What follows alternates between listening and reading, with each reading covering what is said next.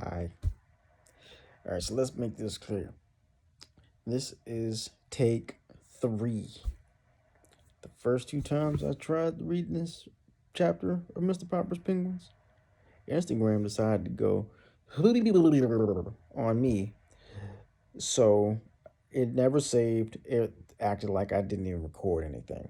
So I am just going to read the chapter and record it on my phone, upload it, and be done with it because it has blown my entire night. I've got my Instagram, I got my TikTok homework up, I got the classwork check done. All that's done. Everything else tonight is pretty much blown.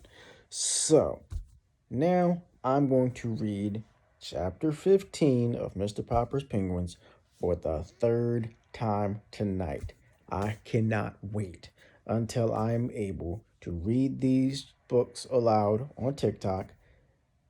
You have no idea because Instagram is aggravating me with this nonsense. So, I'm going to do this again. Mr. Popper's Penguins, chapter 15 of this book for the third time. Chapter 15, Popper's Performing Penguins. At that moment, they were interrupted by the manager, who came in with a groan. "What's the matter?" asked Mr. Greenbaum. "The marvelous Marcos, who closed the program, haven't turned up, and the audience are demanding their money back." "What are you going to do?" asked Mr. Greenbaum. "Give it to 'em, I suppose. And here it is, Saturday night, the biggest night of the week. I hate to think of losing all that money." "I have an idea," said Mrs. Popper. "Maybe you won't have to lose it. As long as it's the end of the program, why don't we just have the Penguins rehearse in there on a real stage? We'd have more room, and I think the audience would enjoy it." "All right," said the manager. "Let's try it." So the Penguins had their first rehearsal on a real stage. The manager stepped out on the stage. "Ladies and gentlemen," he said, raising his hand, "with your kind indulgence, we're going to try out a little novelty number tonight. Owing to unforeseen circumstances, the marvelous Marcos are unable to appear. We are going to let you see a rehearsal of the Popper Performing Penguins instead. I thank you." In a dignified way, the Poppers and the Penguins walked out on the stage. Mrs. Popper sat down at the piano. "Aren't you going to take off your gloves to play?" asked the manager. "Oh, no," said Mrs. Popper. "I'm so used to playing with them that I'll keep them on if you don't mind." Then she started Schubert's Military March. The Penguins began to drill very nicely, wheeling and changing their formations with great precision, until Mrs. Popper stopped playing in the middle of the piece. The audience clapped vigorously. "There's more to it," explained Mrs. Popper, half to the manager and half to the audience, "where they form in a hollow square and march in that formation. It's so late, we'll skip that tonight and jump to the second part." "You're sure you don't want to take your gloves off, madam?" asked the manager. Mrs. Popper smilingly shook her head and began the Merry Widow Waltz. 10 of the Penguins now formed in a semicircle as Nelson and Columbus in their midst put on a wild sparring contest. Their round black heads leaned far back so they could watch each other with both round white eyes. "Gork," said Nelson, punching Columbus in the stomach with his right flipper, and then trying to push him over with his left flipper. "Caw," said Columbus, going into a clinch and hanging his head over Nelson's shoulder as he tried to punch him in the back. "Hey, no fair," said the manager.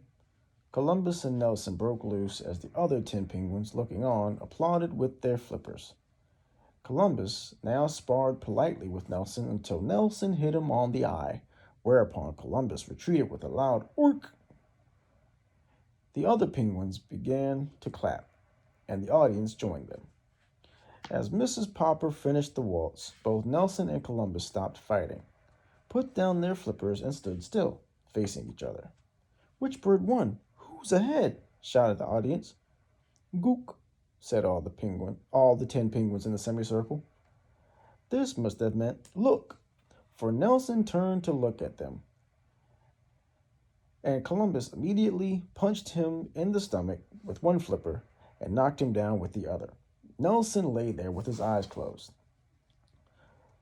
Columbus then counted 10 over the prostrate Nelson, and again the 10 other penguins applauded. "That's part of the act," explained Janie. "The other penguins all like Columbus to win, and so they all say 'goop' at the end.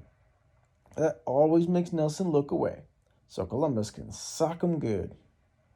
Nelson now rose to his feet, and all the penguins formed in a row and bowed to the manager. "Thank you," said the manager, bowing back. "Now comes part 3, said Mr. Popper. "Oh, Papa," said Mrs. Popper, "you forgot to bring the 2 painting step ladders and the board." "Oh, that's all right," said the manager. "I'll get the stage hands to bring some." In no time at all, a pair of ladders and a board were brought in, and Mr. Popper and the children showed them how ladders had to be set up with the board resting on top. Then Mrs. Popper began playing Then Mrs. Popper began playing again. There we go. All right, sorry about that. Then Mrs. Popper began playing the pretty descriptive piece "By the Brook." At this point in the act, the penguins always forgot their discipline and got dreadfully excited. They would all begin shoving at once to see which would be the first to climb the ladders. However, the children had always told Mr. Popper that the act was all the funnier for all this pushing and scrambling. And Mr. Popper supposed that it was.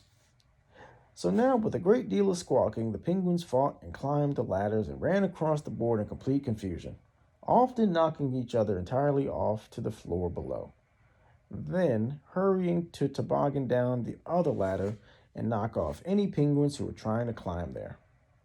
This part of the act was very wild and noisy in spite of Mrs. Popper's delicate music. The manager and the audience were all holding their sides, laughing. At last, Mrs. Popper got to the end of the music and took off her gloves.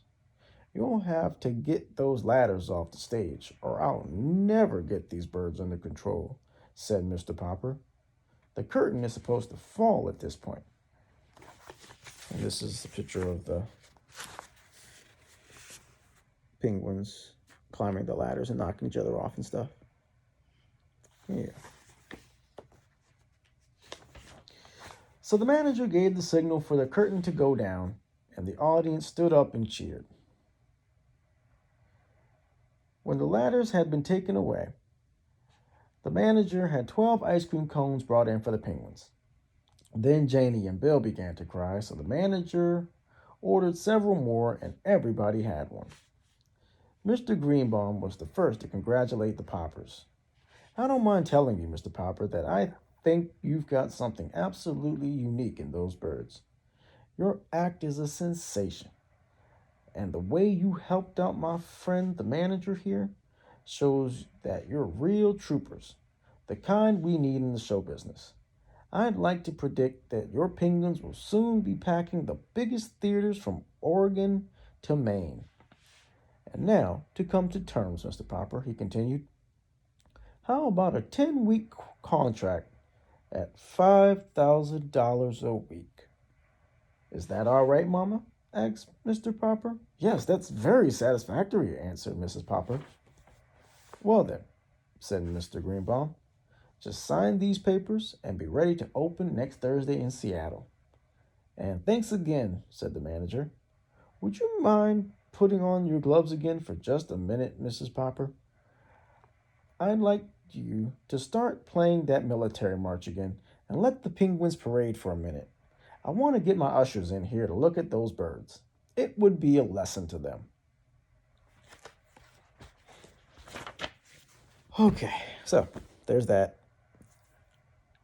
I hope that this one is great because another take would drive me insane. I will talk to you guys tomorrow and we'll read chapter 16, hopefully only once. You guys have a great night. See you then. Bye-bye.